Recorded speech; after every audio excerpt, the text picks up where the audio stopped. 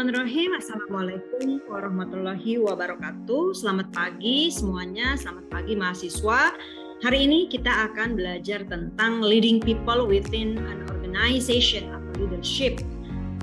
Subtema ini merupakan salah satu dari subbab yang ada di mata kuliah kita, perilaku organisasi.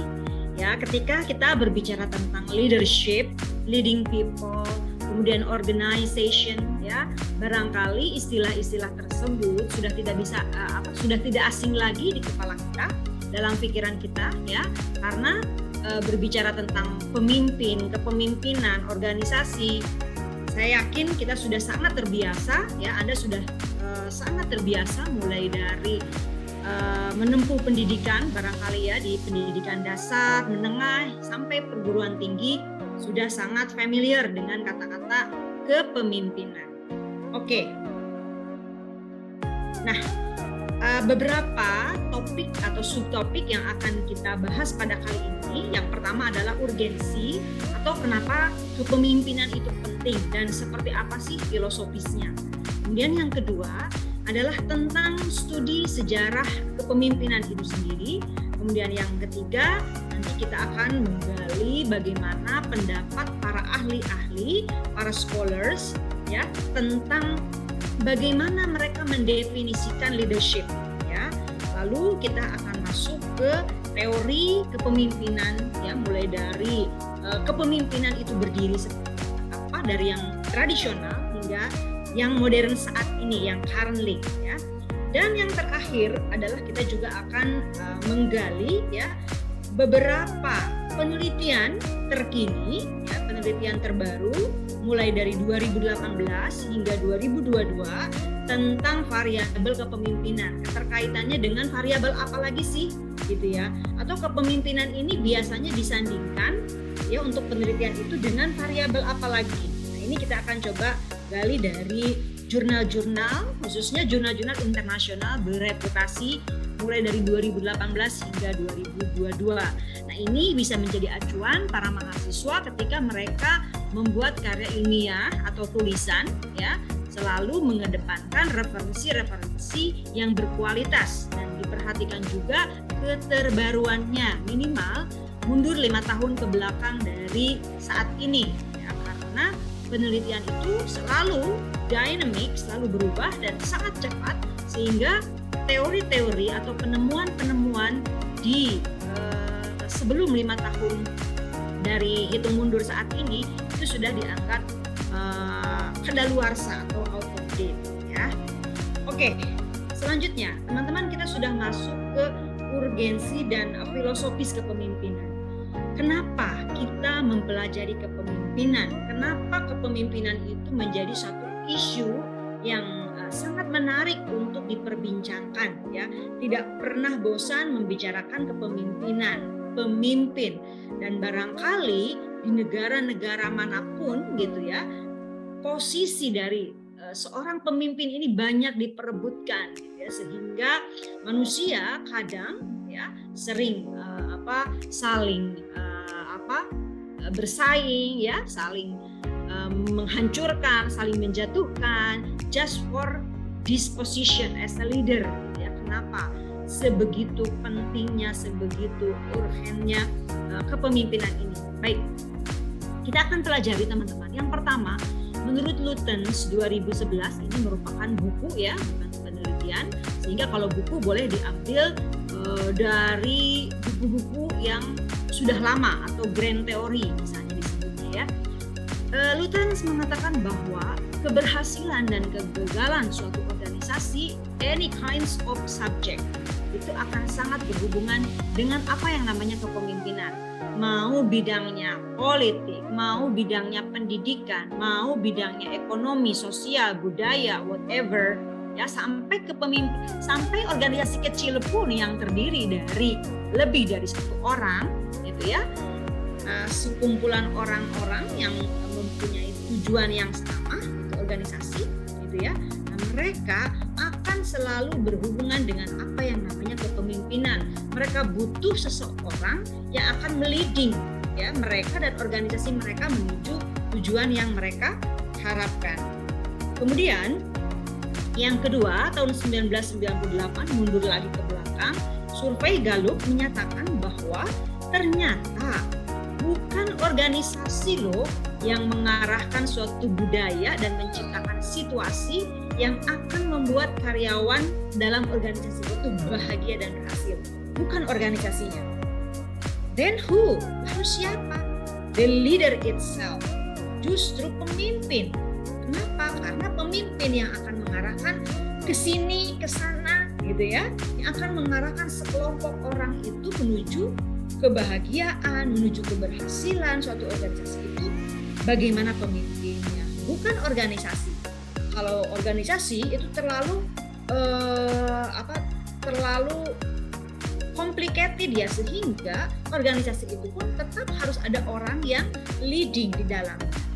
Jadi menurut survei Gallup ditemukan bahwa jelas kepemimpinan yang akan mengarahkan budaya organisasi dan membuat karyawannya atau anggota dalam organisasi itu feeling happy, successful, getting achievement, meningkat produktivitas, ya, itu adalah pemimpin. Kemudian menurut Hodgett 1998, ya, pemimpin hebat itu adalah mereka yang sebagaimana para pemain hoki. Tahu ya, teman-teman tahu bagaimana, kebayang ya ketika berolahraga hoki, di mana mereka itu meliding bola kan, mereka bukan menunggu bola kan, bukan menunggu bola itu jatuh ke depan mereka lalu mereka memasukkan bola itu ke lubang, no, mereka tapi menggiring bola itu sampai menuju tujuan. Ibaratnya lubang itu adalah tujuan organisasi. Mereka akan mati-matian menggeser bola itu, ya, sebagaimana pemain hoki. Nah, ini artinya bahwa the great leader adalah them, they, or who can create the meaning. Mereka yang mampu menciptakan makna dalam organisasinya.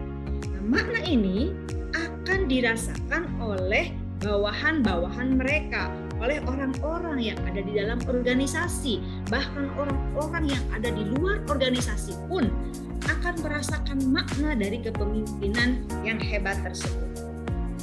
Jadi ini penting bagi kita untuk mempelajari topik yang berkaitan dengan kepemimpinan, ya.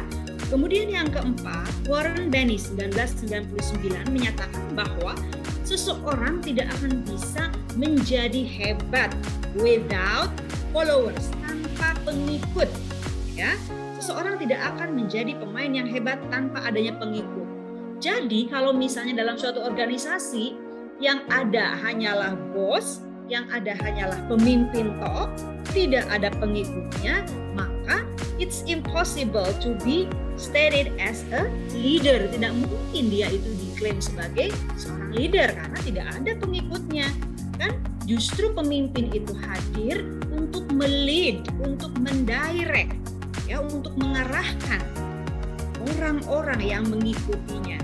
Jadi Warren Bennis ingin mengatakan bahwa jangan lupa, ya, sehebat apapun seorang pemimpin, maka dia akan membutuhkan apa yang namanya bawahan atau pengikut atau follower, gitu, ya. Nah, ini kita bisa saksikan saat ini ya teman-teman, bagaimana influencer saat ini gitu ya, atau selebriti atau youtuber gitu ya.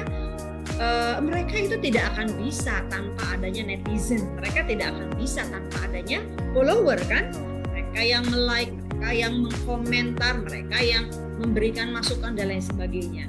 Jadi pemimpin hebat harus diikuti oleh pengikut. Dan yang terakhir, Tricia Bishop, ya, ini guru kepemimpinan, menyatakan bahwa kepemimpinan itu always dynamic, teman-teman, ya. Kenapa dinamis? Ya, selalu berubah, tidak bisa stagnan, ya.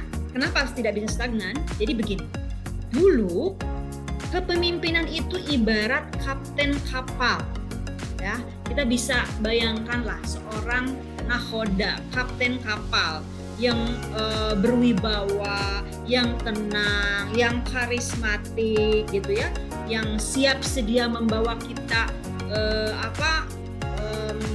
mengarungi samudra gitu kan, mengarungi lautan yang begitu luasnya ya, kita percaya. Nah, ternyata teman-teman, seiring perkembangan ya, perubahan perilaku manusia, jangan lupa kapten hebat tersebut yang berwibawa, yang tenang, yang berkarisma, ia juga adalah seorang manusia ya. Ia seorang manusia seperti kita, seperti bawahannya, yang membutuhkan touching, empathy ya, membutuhkan interaksi dari para pengikutnya. Ia juga perlu mengetahui bagaimana kondisi bawahannya, tidak harus selalu di depan mengendalikan nahkoda kapal. Dia kadang harus ke belakang, dia kadang harus berbaur dengan para pegawai kapal ya, yang selalu melihat kapal, misalnya kapan air memasuki debit seperti apa gitu, itu harus tahu ya. Dan ia adalah part of organization ya, bukan terpisah dari organisasinya. Itu kan dulu ya, dulu pemimpin itu diibaratkan sosok yang seperti menara gading gitu ya, sosok yang kuat, sosok yang hebat, tapi kita sebagai bawahan tidak bisa menyentuh, ataupun dia sendiri tidak bisa menyentuh kita gitu ya. Nah, sekarang ya, dengan banyaknya penelitian yang terkini, ditemukan bahwa kepemimpinan itu selalu dinamis ya.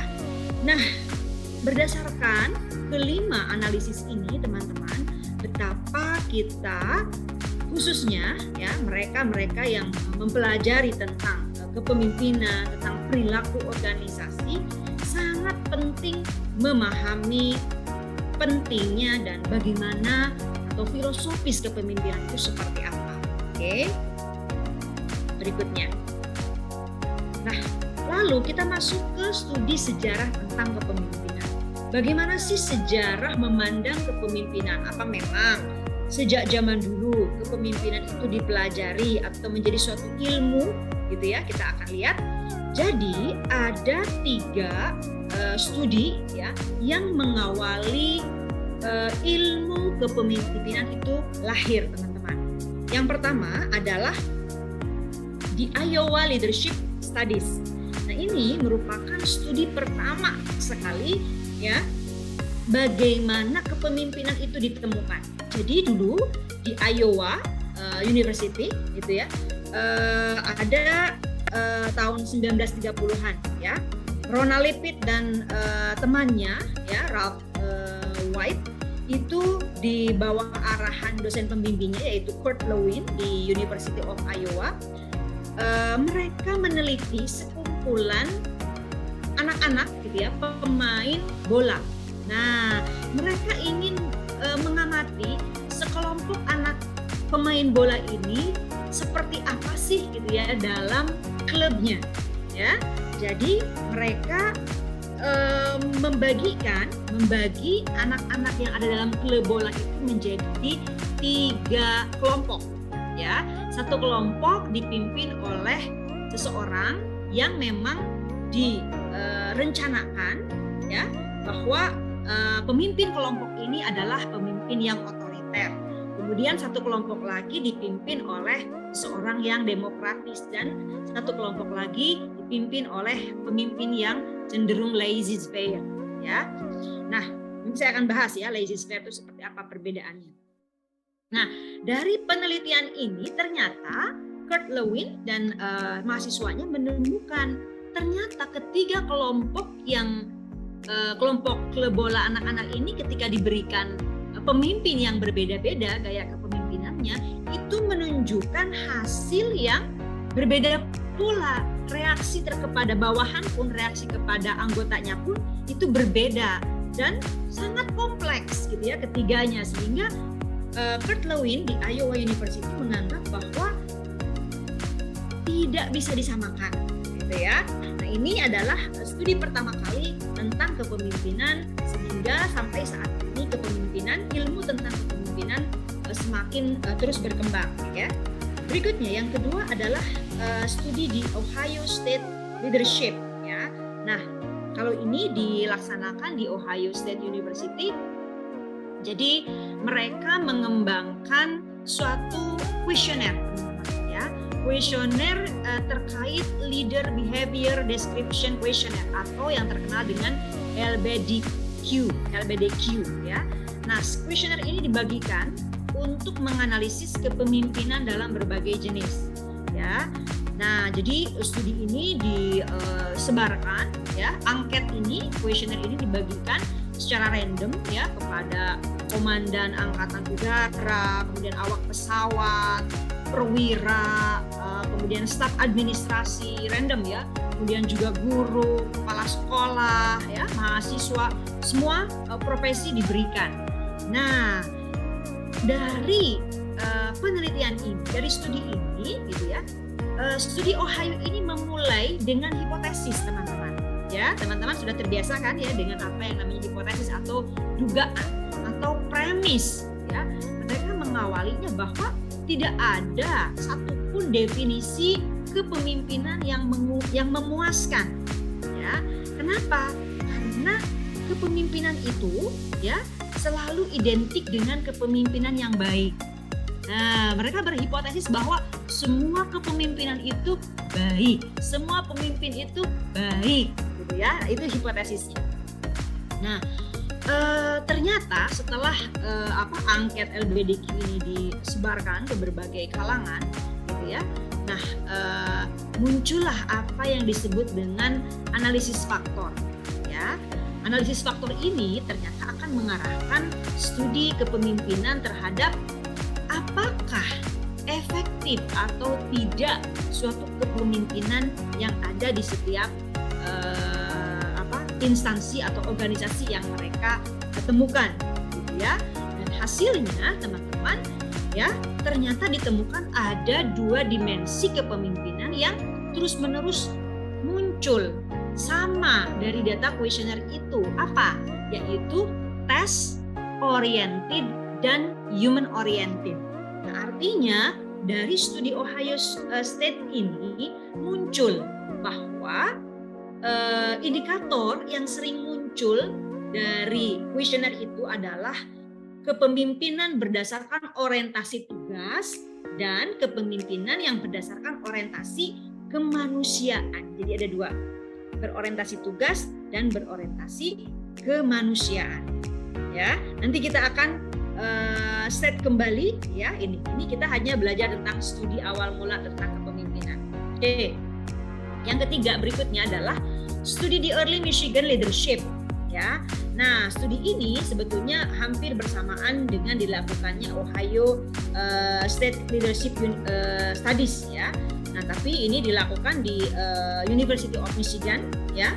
Studi ini dilakukan di suatu perusahaan asuransi prudensial, ya, dengan sampel sebanyak 12 pasangan kelompok, ya, yang produktivitasnya tinggi dengan yang mereka produktivitasnya rendah, gitu ya. Diteliti, gitu ya, dibandingkan antara karyawan yang produktivitasnya tinggi dengan karyawan yang produktivitasnya rendah. Hasil penelitian ditemukan bahwa supervisor atau pemimpin yang berada di kelompok karyawan yang produktivitasnya tinggi, gitu ya, itu lebih cenderung gaya pengawasan mereka itu berpusat kepada karyawan, ya. Mereka terbuka, mereka dekat dengan karyawannya, mereka tulus memberikan perhatian. Sebaliknya, ya, supervisor atau pemimpin yang berada di kelompok karyawan yang produktivitasnya rendah itu menunjukkan tidak seperti itu, ya, cenderung tertutup, tidak cair dengan karyawannya. Nah, sehingga dari penelitian Michigan University ini ditemukan bahwa kunci kinerja karyawan yang berkaitan dengan kepemimpinan adalah supervision atau pengawasan, ya. Oke, nah, teman-teman, dari studi, ya, sejarah tadi tentang kepemimpinan, kita bisa melihat bagaimana ilmu kepemimpinan itu terus berkembang, ya. para scholars, para akademisi akhirnya mempelajari kepemimpinan, melakukan penelitian-penelitian tentang kepemimpinan, sehingga saat ini kita bisa menemukan ya pendapat para ahli yang tentu sudah diuji terlebih dahulu tentang definisi atau pengertian kepemimpinan. Nah, ini yang kita sebut dengan teori kepemimpinan atau kajian teoretik ya. Jadi teman-teman, kita akan mengumpulkan berbagai definisi ya, mulai dari pengertian atau definisi tentang variabel kepemimpinan. Di sini saya sudah mengumpulkan ada sedikit 7 ya, berdasarkan penulis-penulisnya, dan ini saya ambil dari buku-buku teman-teman, dari e-book ya, dari e-book tentang pengertian definisi. Ini yang pink-pink ini sengaja saya underline, sengaja saya bold untuk menunjukkan keywords, untuk menunjukkan kata kunci ya dari kepemimpinan, dari definisi kepemimpinan yang ditulis oleh para penulis. Yang pertama, Ivancevich et al. Ya 2014 menyatakan bahwa kepemimpinan itu penggunaan influence, pengaruh kata kuncinya. Jadi ketika kita berbicara tentang kepemimpinan, kita akan berbicara tentang pengaruh. Berarti dia adalah sosok yang memberikan pengaruh dalam organisasi. Kemudian ada producing effects, harus menghasilkan dampak, efek. Ya, meaningful, have a direct impact on accomplishing challenging goals. Harus bermakna, harus memberikan dampak terhadap pencapaian tujuan organisasi. Itu adalah kepemimpinan.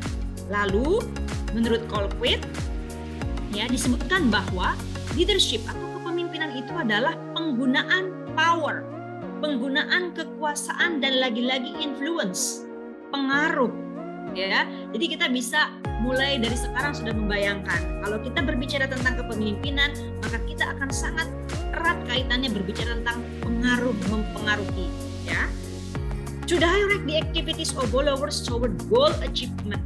Jadi penggunaan power, penggunaan kekuasaan untuk mengarahkan si follower, pengikut untuk mencapai tujuan, pencapaian tujuan. Lalu Robbins and Judge menyatakan bahwa leadership adalah the ability to influence, kemampuan untuk mempengaruhi a group, sekelompok, toward the achievement lagi ya, achievement of goals, pencapaian organisasi. Lalu Mikshen and Glinov menyebutkan bahwa kepemimpinan adalah influencing, pemberian pengaruh, motivating, pemberian motivasi, and enabling others, mengajak orang lain to contribute, untuk berkontribusi terhadap kesuksesan organisasi secara efektif. Ya, lalu Griffin, leadership defined as both process and property.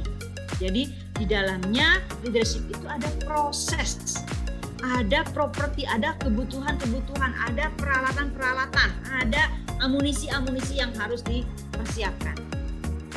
Lalu Armstrong and Taylor menyebut bahwa leadership adalah inspiring people. Ketika kita sudah mencoba melakukan sesuatu untuk menginspirasi orang lain ini to do the best, kita juga bisa mengatakan bahwa he is doing the leadership. Dia juga melakukan apa yang namanya kepemimpinan. Ya. Lalu Bratton menyebut bahwa kepemimpinan itu berkaitan dengan sikap, perilaku, kekuasaan, dan proses. Nah, berikutnya teman-teman, setelah kita belajar mengumpulkan definisi, pengertian, apa sih itu kepemimpinan gitu ya, apa sih itu leadership berdasarkan pendapat para ahli yang kita ambil dari buku-buku, dari teori-teori sebelumnya, maka sebagai seorang peneliti kita wajib membuat sintesis, teman-teman. Ya, kita wajib membuat kesimpulan sementara kita lah sendiri berdasarkan pendapat para ahli tadi. Apa itu kepemimpinan menurut kita? Nah, di sini saya mencoba untuk membuat sintesis sendiri tentang kepemimpinan. Jadi menurut saya, dan ini nanti bisa dikutip oleh teman-teman menjadi karya saya, ya. sebagaimana tadi Ivan Savic, Glinov, dan lain sebagainya. Anda pun sama, ketika Anda nanti membuat sintesis suatu variabel apapun dan itu dikutip oleh orang lain, maka itu adalah hak cipta Anda. Nah, sintesis saya tentang kepemimpinan berdasarkan pendapat para ahli tadi adalah bahwa kepemimpinan adalah proses mempengaruhi, memotivasi, mengajak, bahkan hingga menginspirasi orang lain agar mereka mau berkontribusi secara efektif dan efisien kontribusinya terhadap pencapaian tujuan organisasi yang nantinya akan memberikan dampak dan bermakna. Nah, itu ya. Oke. Berikutnya, setelah kita memahami bagaimana sejarah, ya, urgensi, kemudian sejarah, kemudian pengertian atau definisi kepemimpinan, maka kita akan masuk ke teori kepemimpinan. Jadi, para ahli, para guru kepemimpinan membagi teori kepemimpinan itu menjadi dua, teman-teman. Ya, ada yang disebut dengan teori kepemimpinan tradisional, ada teori kepemimpinan modern. Nah, ini dibagi-bagi lagi. Teori kepemimpinan tradisional ini dibagi menjadi tiga. Ada yang disebut pendekatan sifat atau trait approach, ya.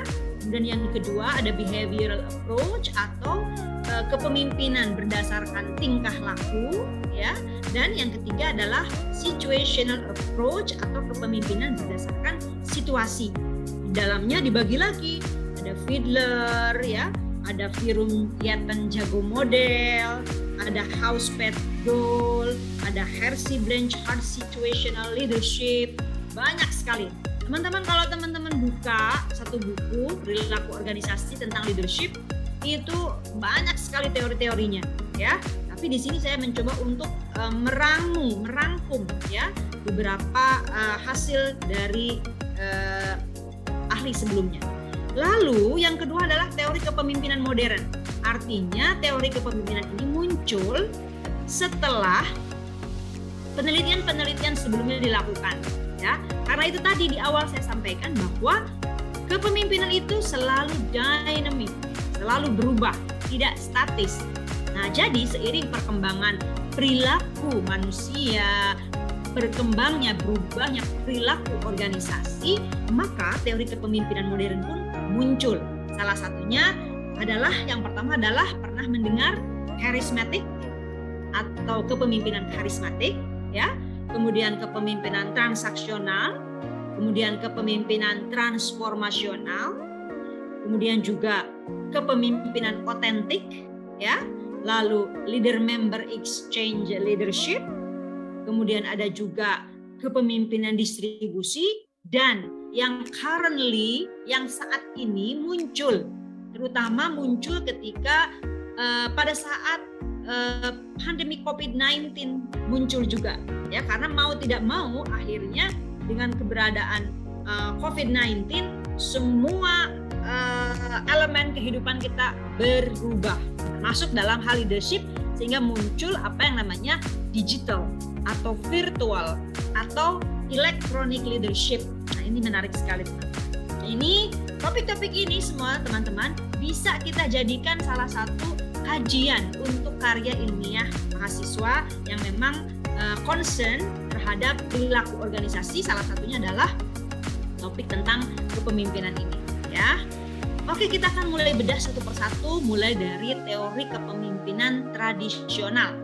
Nah, yang pertama, teman-teman, ada trait approach atau pendekatan sifat. Trait itu sifat. Nah, menurut teori approach ini, trait ini, bahwa dikatakan leaders are born that way thinking, bahwa kepemimpinan atau pemimpin itu muncul sebagaimana apa yang dilahirkan oleh mereka, gitu ya.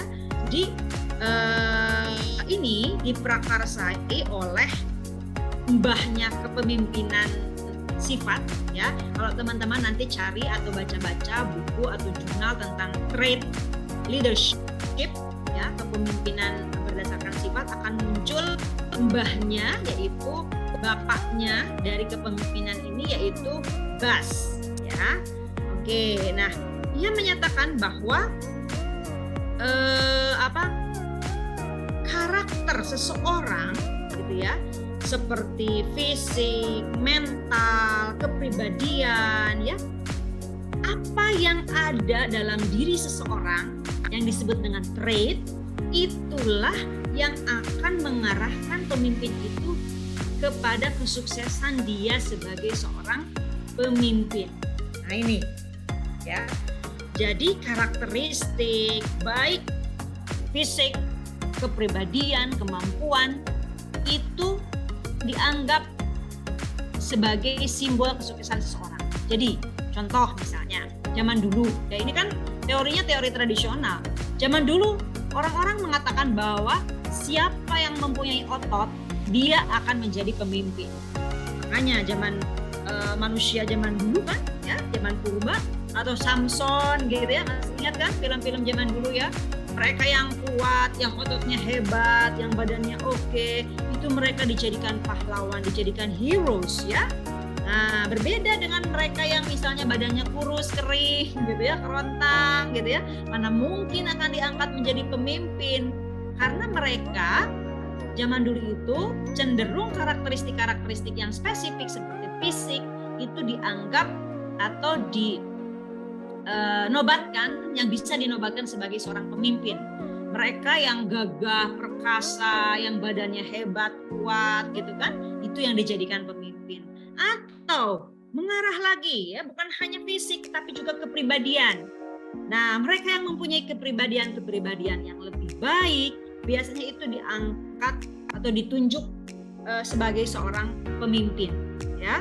Atau ability, kemampuan. Mereka yang mempunyai kemampuan di bidang apapun itu biasanya dianggap sebagai pemimpin ya, dan mereka akan sukses dengan kepemimpinannya. Nah, ini teori trait ya. Lalu Ivan Savic menyatakan bahwa dalam teori ini ya, ciri pemimpin efektif itu ditemukan melalui 3 komponen pengujian personel manajemen ilmiah yang mendukung teori sifat kepemimpinan. Nah, apa saja 3 komponen ini? Yang pertama adalah intelligence, ya, kecerdasan teman-teman. Yang kedua adalah personality, kepribadian. Dan yang ketiga adalah ability, kemampuan. Nah, ini diasosiasikan sebagai kekuatan atau the source of successful leadership. Ya, sumber kesuksesan kepemimpinan seseorang zaman dulu. Ya, contoh kita akan lihat, kita akan bedah. Intelligence itu seperti apa? Yang pertama adalah judgment, ya, pertimbangan. Seseorang yang mampu memberikan pertimbangan yang baik, yang matang, yang dapat diterima berbagai pihak. Nah, ini adalah salah satu faktor yang akan menentukan kesuksesan kepemimpinannya. Lalu decisiveness. Apa decisiveness itu? Adalah ketegasan. Ketegasan seseorang ya dalam mencermati, dalam memperlakukan suatu permasalahan. Ini juga dianggap menjadi faktor yang akan menentukan keberhasilan kepemimpinan seseorang. Lalu yang ketiga adalah semakin luas wawasan seseorang, maka dianggap ia akan sukses dalam kepemimpinannya karena dianggap memiliki intelligence yang kuat. Ya. Dan yang keempat adalah kefasihan dalam berbicara. Nah, makanya di lingkungan kita bahkan ya sampai saat ini saya kira ini sudah masih terasa juga ya trait leadership theory ini. Mereka yang mampu berbicara itu biasanya diangkat menjadi RT, RW gitu kan ya, menjadi pemimpin dalam kelompok di masyarakat gitu ya. Nah, berbeda dengan mereka yang tidak mampu berbicara, tidak fasih berbicara, ya mereka terpinggirkan akhirnya. Ya, itu ya. Nah, seperti ini. Nah, tetapi di sini ada catatan dominan. Ternyata dari ketiga tabel ini, intelligence, personality, dan ability, ternyata faktor intelligence ini yang lebih dominan, teman-teman. Ya. Lalu personality juga dianggap sebagai faktor yang akan sangat mempengaruhi kepemimpinan teori kepemimpinan tradisional. Salah satunya adalah kemampuan beradaptasi, ya. Lalu kreativitas, kewaspadaan, ya. Seorang pemimpin harus kreatif dan waspada dalam mengamati suatu fenomena.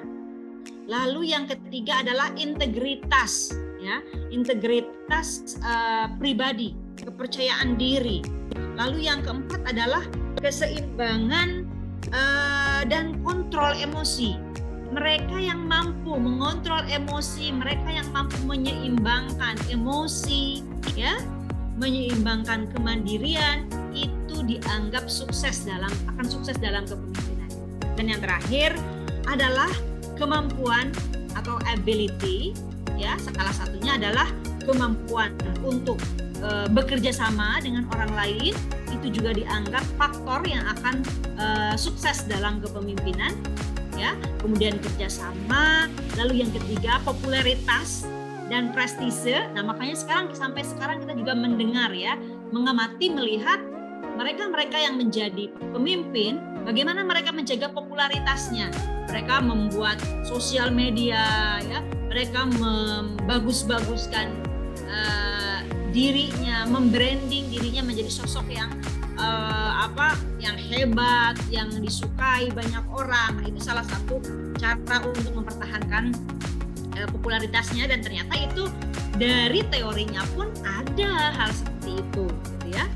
Kemudian yang keempat adalah sociability, yaitu interpersonal skill, ya, atau keterampilan interpersonal, keterampilan dia berinteraksi dengan orang lain, ya.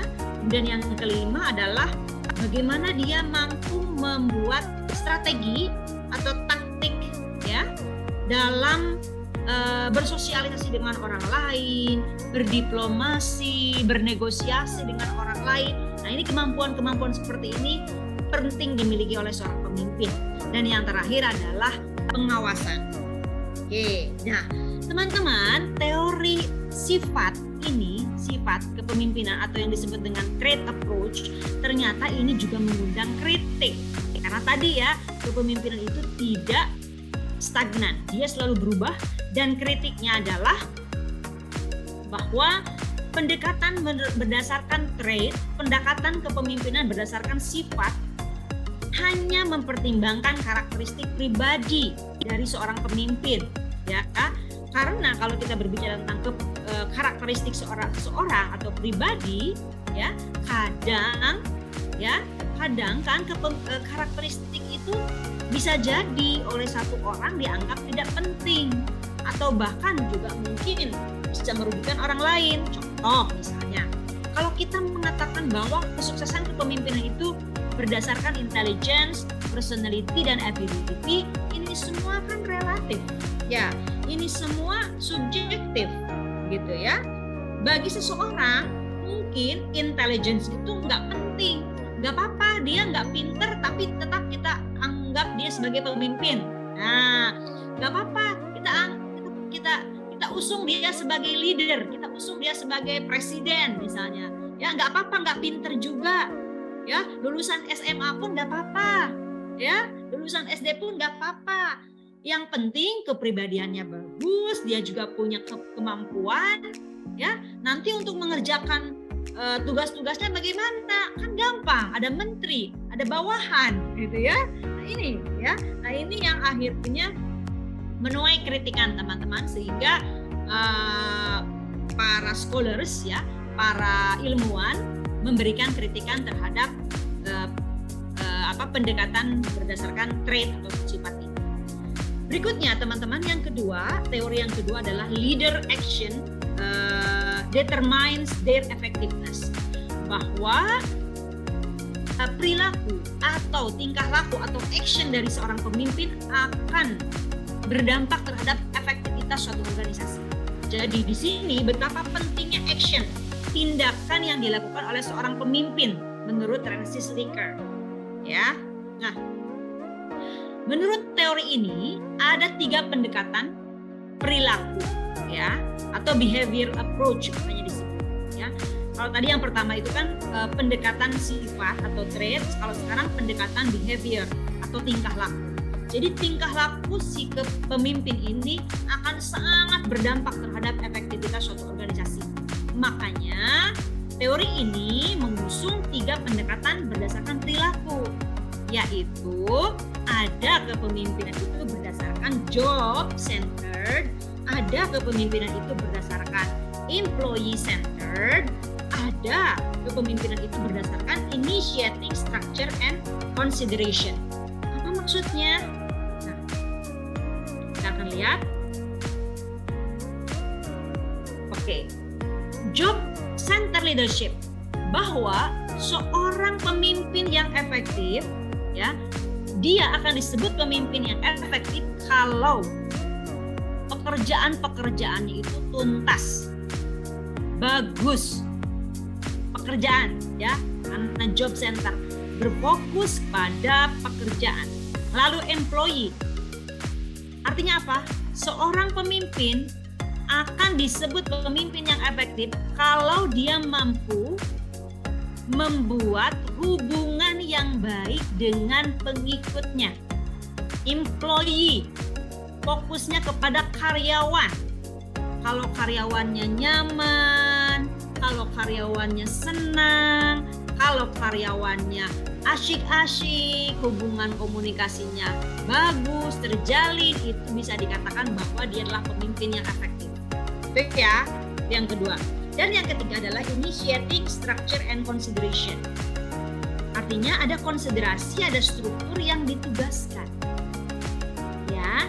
Nah, teman-teman, dalam pendekatan behavior atau tingkah laku ini, kriteria efektif itu akhirnya seorang pemimpin disebut efektif itu bila apa?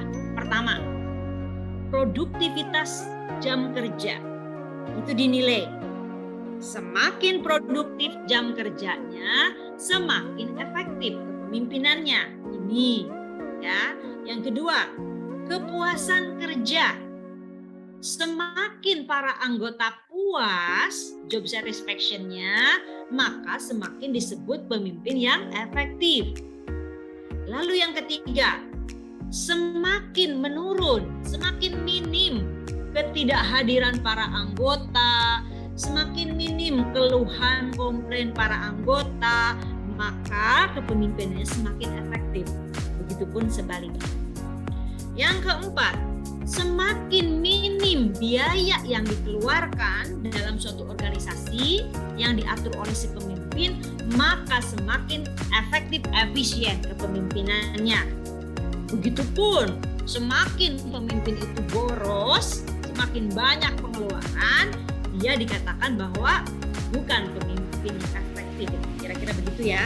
Dan yang terakhir, semakin karyawannya termotivasi dalam bekerja, ya, termotivasi untuk menghasilkan kinerja yang baik, maka dikatakan bahwa kepemimpinannya berhasil. Oke, nah, tapi apakah model atau teori berdasarkan tingkah laku ini ideal? Ternyata tidak. Ya, para scholar tetap memberikan kritik terhadap pendekatan kepemimpinan ini. Jadi tidak ada keraguan ya bahwa memang perilaku tertentu akan sangat penting bagi situasi tertentu, gitu ya. Nah, bisa jadi memang kalau pemimpinnya berorientasi pada pekerjaan, ya itu tepat. Atau kalau pemimpinnya berorientasi bagaimana membangun hubungan yang baik dengan karyawan, itu memang tepat. Tapi lagi-lagi itu tidak bisa disamaratakan. Di suatu organisasi ini, di suatu organisasi A misalnya, memang mungkin yang cenderung cocok adalah kerja. Atau pemimpin yang berorientasi pada tugas. Pokoknya kalau tugas selesai, maka kepemimpinan saya keren. Gitu. Walaupun misalnya bawahan-bawahannya pada ngeluh, ngomongin gitu ya, ngegosipin pemimpinnya gitu kan, itu dianggap tidak masalah. Yang penting tugas terpenuhi. Mau sambil marah, mau sambil nangis, mau sambil sedih, pokoknya kamu kerjakan. Ya, pokoknya pekerjaan ini selesai. Nah, itu yang job centered leadership. Nah, Begitupun yang employee yang membangun hubungan. Jadi dia fokus aja membangun hubungan yang baik dengan karyawannya, nggak peduli tugas-tugasnya dikerjakan atau tidak, gitu kan? Ya, nah ini menuai kritikan ya teman-teman. Oke, berikutnya yang ketiga adalah pendekatan situasional atau situational approach. Pendekatan ini berpendapat bahwa leaders' effectiveness depends on situation. Jadi efektivitas seorang pemimpin ini justru ya bergantung pada situasi.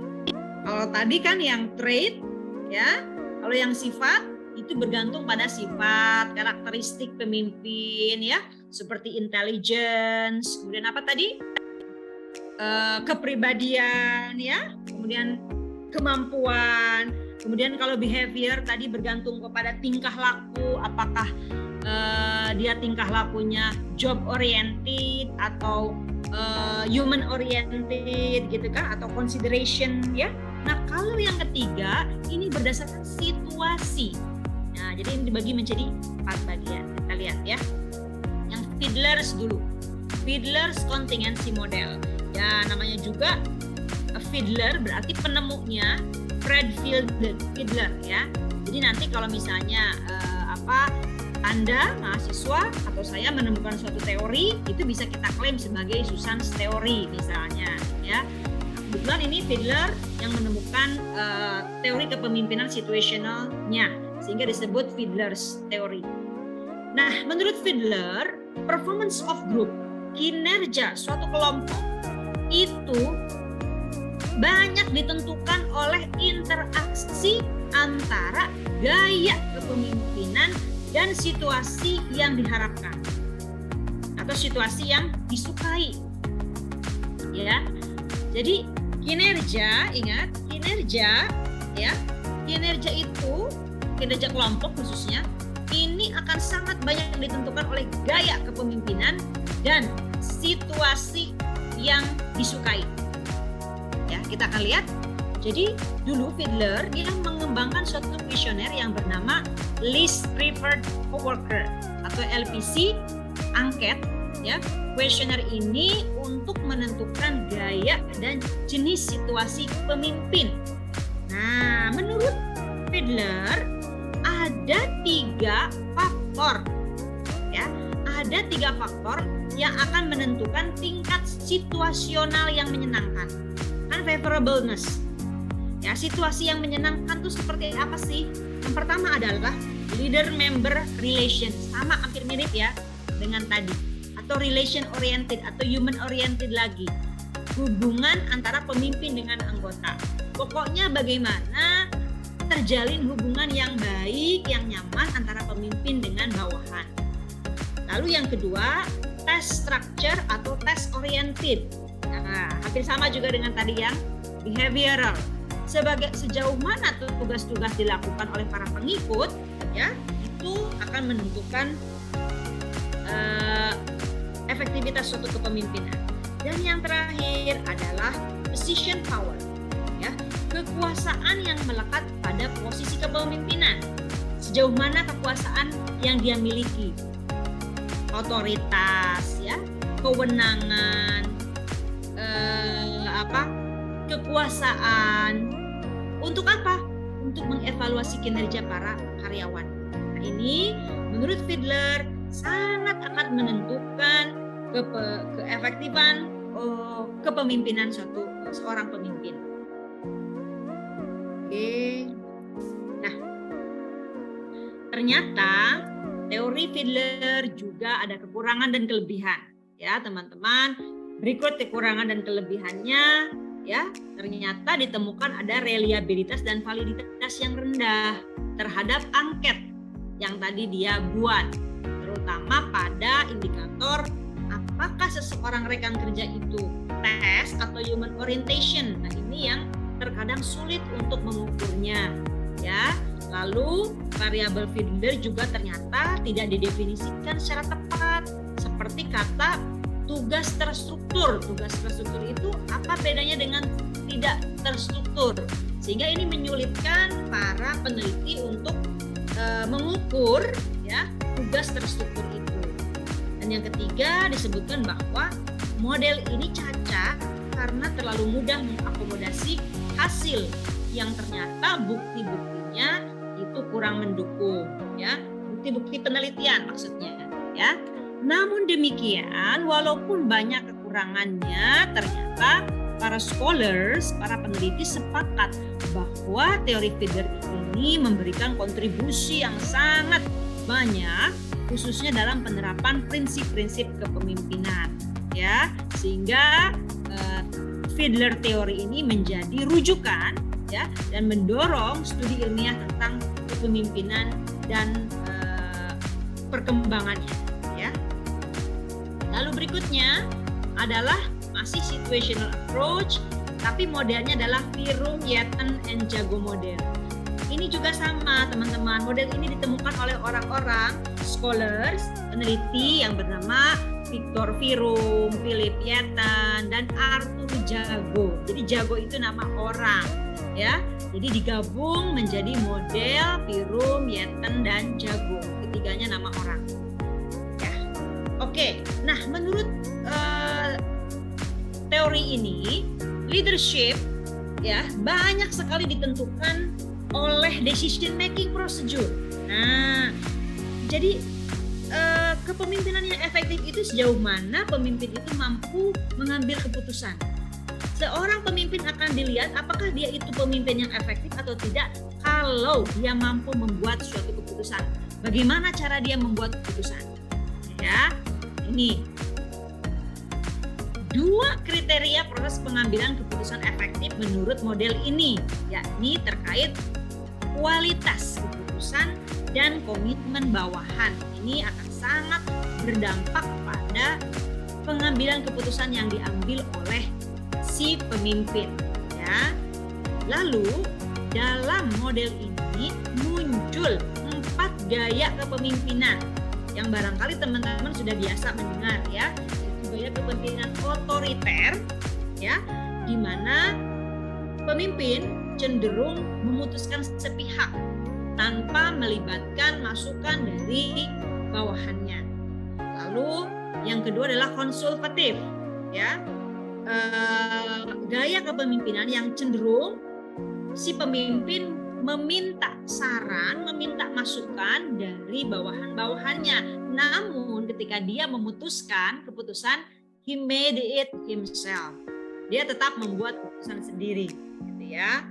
Lalu ada gaya kepemimpinan grup, yaitu bahwa seorang pemimpin ketika dia membuat keputusan, dia cenderung memberikan kesempatan pada kelompoknya untuk memberikan masukan, pertimbangan, saran, kritik, ya, yang nanti akan dijadikan pertimbangan bagi si pemimpin untuk membuat keputusan. Ini beda dengan yang konsultatif, ya. Dan yang terakhir adalah delegated. Artinya si pemimpin cenderung ketika membuat keputusan itu didelegasikan kepada orang lain atau kepada bawahannya, pada wakilnya, ya. Nah, jadi dari Pirum Jago model ini, Pirum Yatton Jago model ini muncul, ya, beberapa pertanyaan, teman-teman, untuk memutuskan suatu keputusan. Seorang pemimpin itu harus mempertimbangkan apa, gitu ya. Seberapa penting kualitas teknik dan keputusan tersebut, seberapa penting komitmen bawahan, ya. Kemudian apakah si pemimpin memiliki informasi yang cukup untuk membuat keputusan, ya. Dan banyak sekali hal-hal yang harus dipertimbangkan oleh seorang pemimpin dalam membuat keputusan. Nah, teman-teman, berdasarkan analisis para scholars, ternyata model Pirum Yatton Jago model ini dia memiliki kekuatan, kelebihan, ya. Artinya dibandingkan dengan model-model sebelumnya, model kepemimpinan Pirum Yatton Jago ini lebih bervariasi, ya, lebih bervariasi tingkat kesulitannya, kecanggihannya, spesifikasinya, ya. Nah, jadi disesuaikan dengan kebutuhan pembuat keputusan. Lalu yang kedua, bentuknya juga mudah, sederhana, ya, tidak perlu repot-repot karena bisa diukur dengan adanya keputusan yang dibuat. Lalu yang ketiga adalah dianggap lebih konsisten, ya, lebih konsisten bagaimana si pemimpin membuat keputusan. Oke, kita nanti akan lihat perbedaannya, teman-teman, ya, dengan secara menyeluruh. Lalu yang keempat adalah gaya atau model kepemimpinan tradisional, house pet role model. Seperti apa gaya kepemimpinan house model ini? Ya, ini juga dikembangkan oleh House, ya, seorang scholar yang mengatakan bahwa sangatlah penting bagi seorang pemimpin untuk mempengaruhi orang lain, ya, mempengaruhi persepsi orang lain itu untuk pencapaian pekerjaan, ya, lalu tujuan pengembangan diri dan juga untuk pencapaian tujuan yang terarah.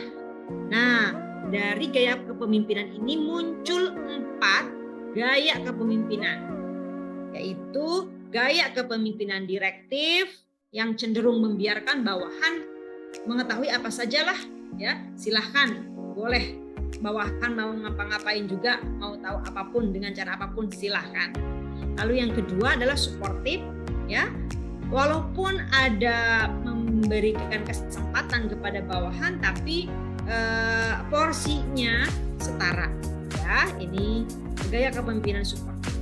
Lalu yang ketiga partisipatif, ya, di mana si pemimpin melibatkan bawahan dalam memberikan referensi, pertimbangan, ya, saran, idenya seperti apa. Dan yang terakhir adalah achievement, ya, bagaimana mereka membuat tujuan yang menantang, ya, lalu pada akhirnya menuntut karyawan untuk terampil, ya, dan menunjukkan kinerja yang tinggi. Ini juga disebut dengan gaya kepemimpinan prestasi. Nah, kalau ini ada kritikannya. Apa kritikan terhadap model ini? Artinya belum cukup diuji, katanya, untuk menyimpulkan bahwa model house pet goal ini memberikan gambaran yang tepat tentang kepemimpinan. Jadi masih dalam tahap analisa, ya. Oke.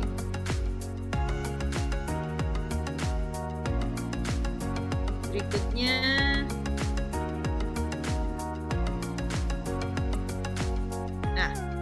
Hersey Blanchard Situational Leadership. Nah, ini juga dikembangkan oleh Hersey Blanchard, ya, gabungan dari Paul Hersey dan Ken Blanchard. Dia menyatakan bahwa seorang pemimpin dia harus paham tingkah lakunya dan kesiapan dari pengikutnya. Seorang pemimpin yang baik itu harus tahu, harus paham tingkah laku dia sendiri dan juga kesiapan dari si followernya. Kapan, gitu ya? Kapan si pemimpin itu paham atau kapan si pemimpin itu empati bahwa karyawannya itu butuh healing misalnya, atau kapan karyawannya itu butuh refreshing.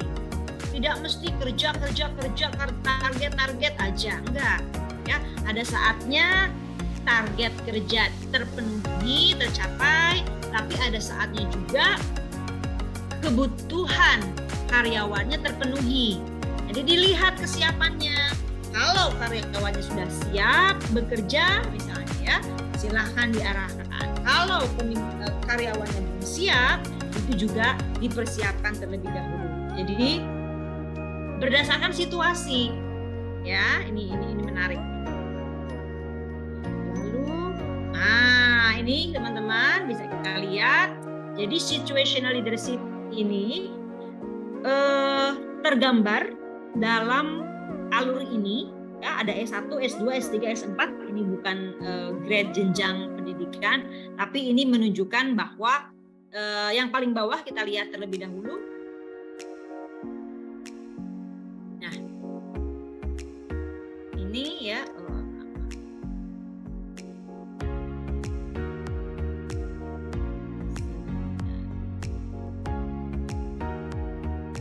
ini ya. Di bawah teman-teman di sini ada task behavior. Jadi ini gaya kepemimpinan berdasarkan task, berdasarkan pekerjaan ya. Nah, lalu yang sebelah kiri atas ini supportive behavior ya. Dari mulai rendah sampai tinggi, atau di sini supportive behavior itu sama dengan relationship behavior atau human behavior ya. Jadi kalau yang bawah ini orientasinya tugas, kepemimpinan berorientasi tugas. Kalau yang ke atas kepemimpinan berorientasi hubungan antara pemimpin dengan bawahan. Nah, ini dibagi menjadi 4. Ada 4 kuadran ya. Yang pertama ada style 1. Style 1 ini disebut gaya kepemimpinan telling, di mana tuntutan kinerjanya tinggi, gaya kepemimpinan berdasarkan tuntutan kerja tinggi ya, tapi hubungan dia pemimpin dengan karyawannya rendah.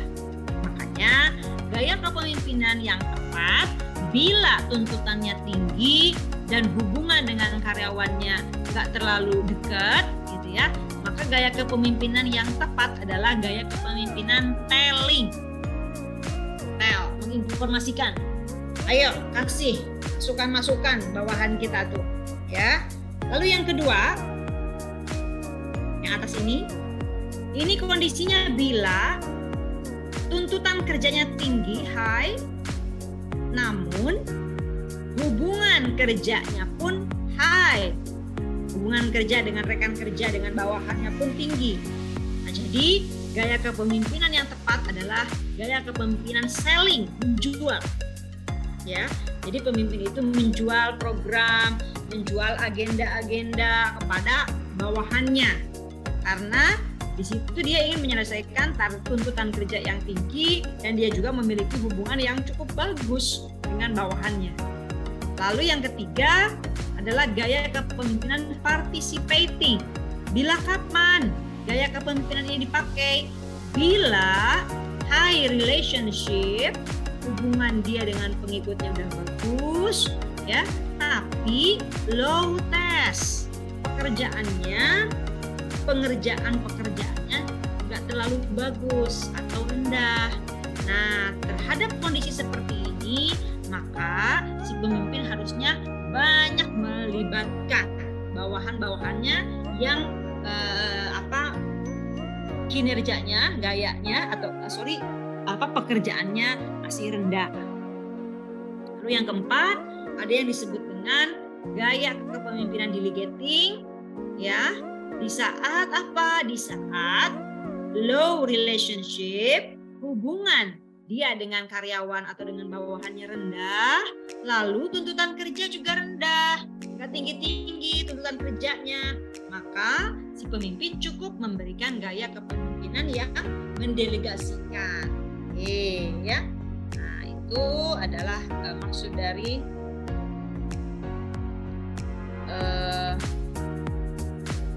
tabel ini. Lalu yang kedua, teman-teman, ada performance readiness. Tadi kan di sini ya, efektivitas seorang pemimpin itu berdasarkan behavior dan kesiapan. Ya, kesiapan. Nah, ini performance readiness, kesiapan dari karyawan ada dibagi menjadi 4. Ada kesiapannya itu rendah, kesiapannya itu cukup moderate, kemudian kesiapannya juga agak naik dari moderate dan tinggi, R1, R2, R3, R4. R1 itu kondisinya bawahannya dia tidak mampu, ya, artinya sangat rendah, ya. Kemudian yang kedua R2, ketika kondisi bawahannya dia tidak mampu, tapi dia punya percaya diri atau punya keinginan untuk maju, gitu, ya. Lalu R3, ketika bawahannya mampu mengerjakan pekerjaan, ya, tapi insecure atau unwilling, motivasinya rendah, gitu ya. Atau yang keempat nih yang bagus, ya, dia secara kemampuannya bagus dan secara rasa percaya diri, motivasi dia juga tinggi. Nah, ini keempat kesiapan pemimpin bawahan ini harus dipertimbangkan oleh si pemimpin ketika dia memberikan gaya pemimpin apa yang tepat diberikan pada karyawannya ya. Nah, ini juga sama, ternyata ada kelebihan dan kekurangan ya, sangat praktis, menarik ya, dan gampang sebetulnya, tetapi pengujian modelnya sangat terbatas ya. Oke, nah ini teman-teman, ini pembagian model-model secara tabel ya. Jadi saya membuat perbedaan antara Fiedler, Tirumbiat-Jago, Hauspeth-Gold, dan Hersey-Blanchard Situational Leadership berdasarkan kualitas kepemimpinan, asumsi tentang pengikut, efektivitas pemimpin, dan isu penelitian seperti apa ini ada di dalam tabel berikut ya. Oke, kita lanjut. Ya, kita lanjut ke teori kepemimpinan modern. Kalau tadi dibahas teori kepemimpinan tradisional, berikutnya adalah teori kepemimpinan modern. Seperti apa saja? Nah, ya, jadi teori kepemimpinan modern ini ada yang disebut dengan karismatik. Nah, atau kepemimpinan karismatik.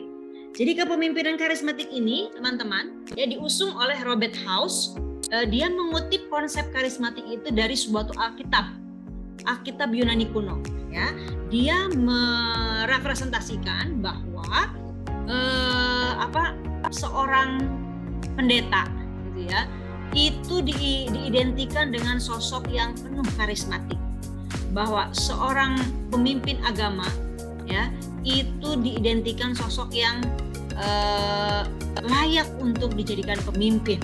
Nah, ini asal mulanya karismatik ya. Nah, ini menurut pengertian menurut para ahli terkait apa sih kepemimpinan karismatik. Oke. Nah, intinya teman-teman, charismatic leadership itu berkaitan dengan ini ya. Symbolic leader behavior, tingkah laku pemimpin yang simbolis, visioner, inspirational. Lalu dia juga memberikan value, nilai, dan dia juga memberikan self-sacrifice. Artinya dia memberikan pengorbanan dirinya untuk bawahannya. Lalu Spain 2019 menyebutkan bahwa kepemimpinan itu harus biblical prophet or another religious leader ya, dikait-kaitkan dengan sosok seorang nabi ya, atau pemimpin di bidang agama. Nah, itu ya, itu charismatic. Kemudian Robbins Judge menyatakan bahwa followers make attribution of heroic and extraordinary leadership. Jadi dalam pemikiran si bawahan bahwa pemimpin karismatik itu dia adalah sosok pemimpin yang memiliki kecenderungan sebagai seorang pahlawan ya, memiliki kemampuan yang hebat gitu.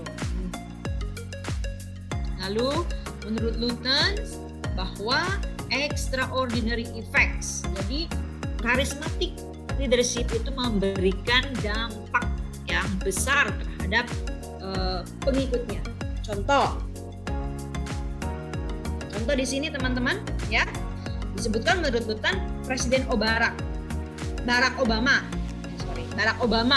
kemudian Ronald Reagan ya, lalu ada John F. Kennedy, Winston Churchill, kemudian Mother Teresa, Steve Jobs, ini menurut Ivan Sevik. Lalu menurut Spain 2019 contoh pemimpin karismatik itu ada Lenin, ada Mao, ya, ada Pol Pot. Nah, ini menurut Spain. Jadi ini menurut para pembuat buku ya, ahli. Nah, kritikannya bukan berarti kepemimpinan karismatik juga adalah kepemimpinan yang ideal, tetap dia mempunyai kritikan. Nah, dia bilang bahwa charismatic leadership itu mempunyai sisi gelap. Nah, sisi gelapnya ini justru bisa berbahaya. Jika apa? Jika kekuatan yang luar biasa atas pengikut mereka mendorong pemikiran kelompok ya untuk melakukan sesuatu yang berdampak tidak baik. Nah, contoh ya, Adolf Hitler. Hitler, masih ingat ya teman-teman siapa itu Hitler? Ya, betul. Hitler ini adalah pemimpin di Jerman ya, dari Partai Sosialis Nasional. Dia dianggap sebagai pemimpin yang hebat sebetulnya di awal. Nah, namun seiring perkembangan ya, dia pun ingin menguasai negara lain, wilayah lain, sehingga dia terkenal sebagai penjahat perang akhirnya dengan adanya peristiwa Holocaust ya. Ini satu sisi dia bagus gitu ya, menurut masyarakat bagus, tapi satu sisi dia juga membuat kontra ya, membuat suatu hal yang tidak disukai oleh sebagian dari masyarakat saat itu. Lalu, nah berikutnya adalah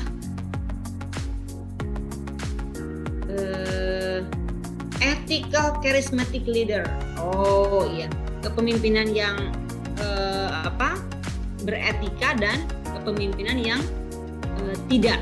Ya, kita membedakan ini kalau ini pemimpin yang memiliki karakteristik etis dan ini yang non. Ya, kita bisa bandingkan. Ada perbedaannya? Jelas, ya. Ada perbedaannya.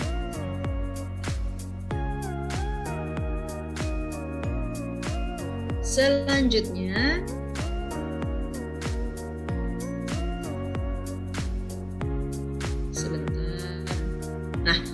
yang kedua, yang modern itu adalah transactional leadership atau teori kepemimpinan transaksional yang ditemukan oleh James McGregor Burns. Dia mengatakan ya dalam penelitian yang ditulis oleh Gibson dan Abdul Wahid bahwa kepemimpinan transformasional itu adalah keadaan di mana seorang pemimpin yang mengidentifikasi apa dan bagaimana keinginan dari si karyawannya, mereka mencoba untuk mencapai kinerja tersebut, gitu ya. Jadi memang tujuan akhirnya adalah in rewards students gitu ya, atau in rewards memberikan penghargaan ya.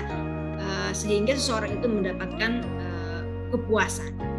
Nah, contohnya di sini adalah gaya kepemimpinan yang dilakukan oleh Bill Gates ya, di mana dia menghubungkan dirinya dengan orang-orang yang dipimpinnya, lalu dia juga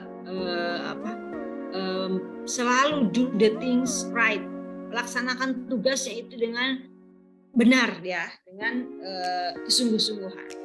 Ini adalah kepemimpinan transaksional. Nah, lalu ada juga kepemimpinan transformasional. Ini yang sedang banyak digaung-gaungkan ya, kepemimpinan transformasional. Nah, menurut Becker, kepemimpinan transformasional itu dia harus memotivasi pengikut mereka, lalu harus menginspirasi, harus menjadi role model ya, harus melihat masalah dari perspektif yang baru, bukan perspektif yang lama. Lalu kepemimpinan transformasional juga berkaitan dengan pemberian tugas yang intinya adalah mengarahkan karyawannya pada jalan yang lebih baik. Oke, berikutnya. Nah, ini adalah perbedaan antara gaya kepemimpinan transaksional dengan transformasional. Oke, kita cenderung melihat keduanya sama atau berbeda? Berbeda ya. Oke, kondisi yang dibutuhkan itu pun berbeda. Nah, selanjutnya adalah transactional leadership measurement. Jadi pengukuran, teman-teman ya. Gimana sih cara ngukur? Ya? Cara ngukur kepemimpinan transaksional itu seperti apa? Alat ukur yang dipakainya apa? Nah, kalau ini saya ngambil dari jurnal ya. Menurut Sherman Hahn 2000.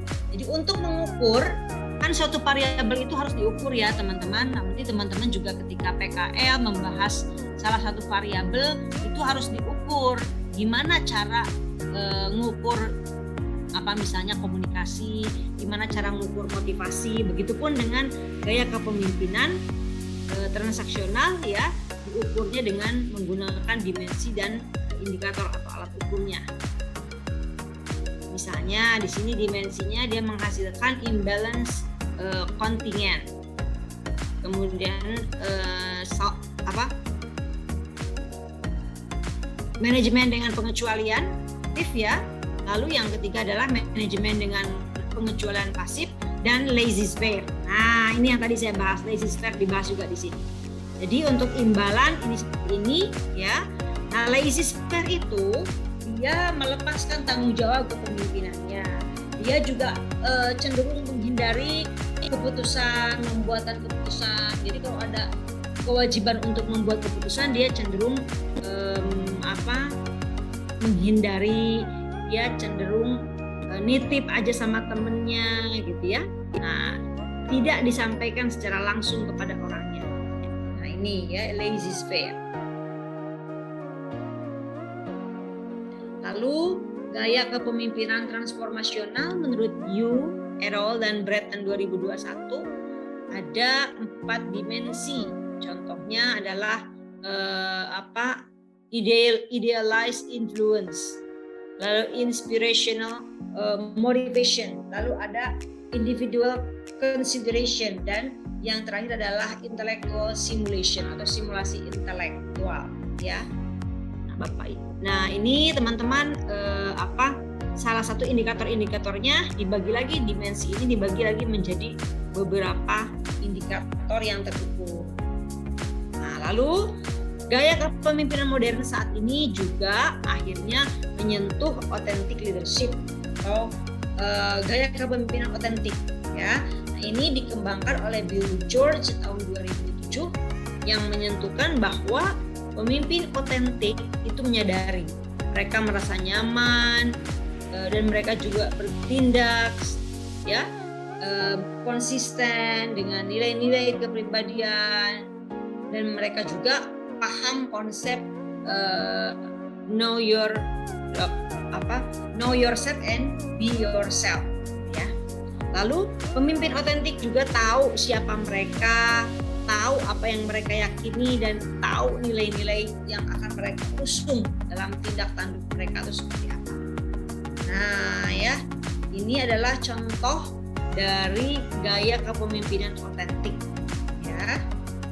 Ada Howard Schultz ya yang pendiri Starbucks, kemudian Bob Stadino juga. Nah, ini know yourself and be yourself-nya authentic leadership. Nah, berikutnya kita akan masuk ke authentic leadership atau gaya kepemimpinan otentik.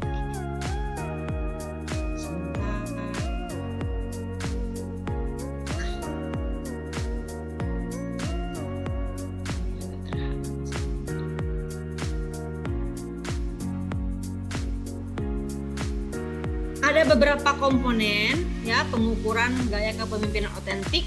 Ada yang kesadaran diri, proses yang seimbang, hubungan transparansi, dan hubungan internasional yang lebih bermoral.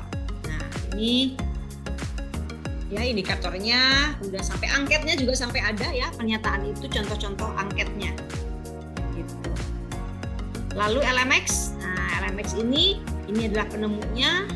Lalu ini adalah definisi terkait dengan LMX, Leader Member Exchange, ya, sampai kedua gaya kepemimpinan ini, gambar Leader Member Exchange leadership ini membagi dalam karyawannya itu hingga 2 bagian. Ada yang in-group, ada yang out-group, ya. Kalau in-group itu adalah pengikut yang berdasarkan tanggung jawab dan peran, gitu. Sementara out-group itu hubungan antara satu dengan yang lainnya itu berdasarkan ya hubungan, tanggung jawab, peran masing-masing aja, ya.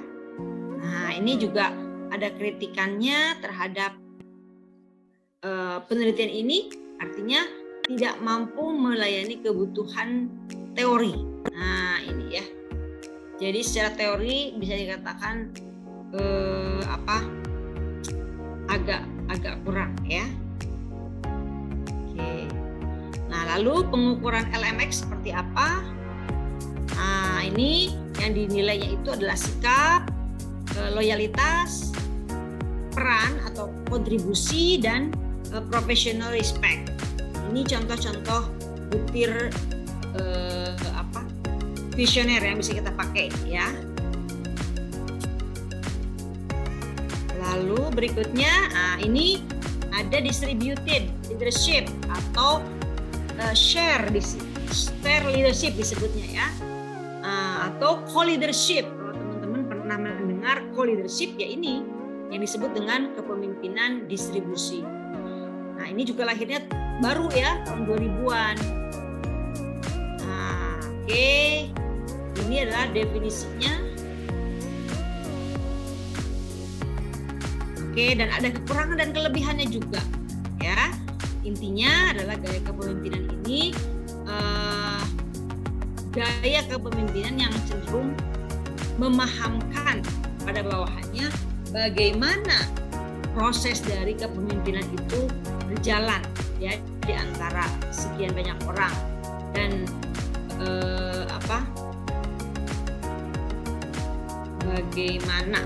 bagaimana menyesuaikan dengan konteks, ya, konteks dari organisasi yang sangat kompleks. Ini pun ada kekurangan dan kelebihannya, ya. Nah, ini pengukuran, ya, distributed leadership atau gaya kepemimpinan distribusi, atau gaya kepemimpinan share, berbagi, atau gaya kepemimpinan co-leadership itu, ya, berdasarkan pertama partisipasi dalam pembuatan keputusan. Yang kedua adalah kehadiran dan tanggung jawab. Dan yang ketiga adalah kehadiran of collaborative organization structure with manual support. Nah, ini masih, ya. Oke. Nah, berikutnya teman-teman, ini yang belum, ya. Nah, sekarang yang tadi saya bilang lagi booming nih, apalagi setelah COVID-19, ya, digital atau virtual atau electronic leadership, ya. Jadi gaya kepemimpinan digital, ya. Nah, intinya adalah bahwa gaya kepemimpinan dari pemimpin ini, gitu ya, itu cenderung disesuaikan dengan kebutuhan yang semakin berkembang, yaitu digital approach, ya.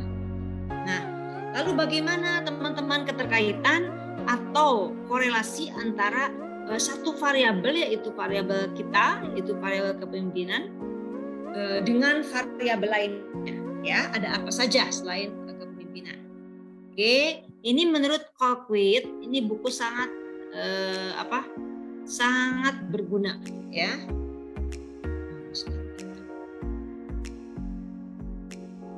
Oke. Nah, ini menurut Colquitt, ya, leadership ada di sini. Nah, ini ya, leadership style, behavior, gaya. Kalau ini praktisi, ya.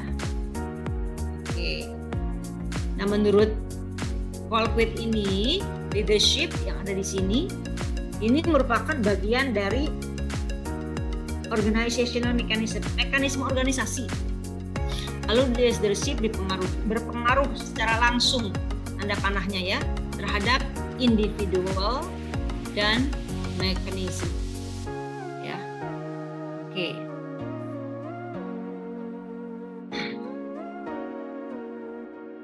Nah, ini gaya kepemimpinan karismatik. Nah, teman-teman coba kita lihat di sini ya. Nah, ini charismatic leadership ini dari penelitian terkini ya 2021. Bagaimana charismatic leadership ini berkaitan dengan kinerja lingkungan ya, kemudian produk life cycle ya, sehingga nanti dia akan berdampak terhadap kinerja keuangan. Ya, jadi ini keterkaitan ya, keterkaitan kepemimpinan. Jadi dia bisa disandingkan dengan variabel yang lain. Nah, ini contoh transformational leadership ya dengan job stress pada saat pandemi dimoderasi oleh knowledge sharing dan ini berdampak terhadap innovative work behavior. Jadi perilaku kerja inovatif ini dipengaruhi oleh kepemimpinan. Ya. Lalu berikutnya kita lihat di sini yang muncul adalah authentic leadership. Nah, ini semua adalah authentic leadership, ya, moral, relation, self awareness, ya, baik yang morality maupun selfness ya yang berdampak terhadap OCB, PSYCAP dan akhirnya berdampak terhadap safety performance ya. Ini keterkaitan saja. Artinya si variabel kepemimpinan ya, misalnya di sini LMX, dia berkaitan juga dengan variabel lainnya seperti atmosfer, tim ya, keterlibatan kerja juga itu berdampak. Nah, ini juga sama gaya kepemimpinan distributed ya. Ini just improving katanya ya, bahwa distributed leadership ini berpengaruh terhadap teachers innovation behavior. Nah, gaya kepemimpinan digital atau virtual atau e-leadership, nah ini juga berdampak terhadap inovasi. Nah, ini nanti bisa dijadikan salah satu masukan juga ya. Apakah betul misalnya di salah satu perusahaan atau instansi mahasiswa melaksanakan magang ada yang dinamakan atau ada yang disebut dengan gaya kepemimpinan digital atau virtual atau leadership ya. Nah, baik teman-teman, saya tutup dengan suatu quotes yang saya ambil dari salah satu pedoman hidup saya, yaitu hadis, bahwa sungguh setiap kalian adalah pemimpin dan setiap kalian akan dimintai pertanggungjawabannya.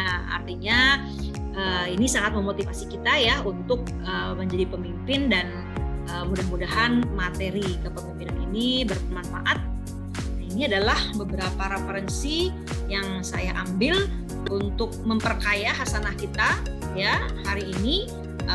Banyak yang diambil dari penelitian-penelitian terkini mulai 2018 hingga 2022 dan juga buku-buku ya. Baik, saya kira cukup untuk hari ini.